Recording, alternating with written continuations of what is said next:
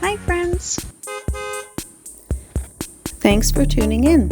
If you like this video, please give it a like, comment below, and take a moment to subscribe to our channel. Welcome to this short drive crossing the US-Canada border. Crossing the Ambassador Bridge from Detroit, Michigan, into Windsor, Ontario, offers a unique perspective on the rich histories and close ties of these two cities. The Ambassador Bridge, completed in 1929, spans 7,500 feet and connects Detroit to Windsor over the Detroit River. Detroit, founded in 1701, has played a significant role in American history. In the 19th century, it became a crucial stop on the Underground Railroad, aiding enslaved individuals seeking freedom in Canada. Windsor, established in 1749, is the oldest, continuously inhabited, European-founded settlement in Canada, west of Montreal. Its French-Canadian heritage is evident in its street names and cultural influences. These cities, separated by the Detroit River, are linked not just by the Ambassador Bridge but also by deep historical and cultural connections, reflecting a shared past and ongoing relationship. Welcome to this short drive crossing the US-Canada border.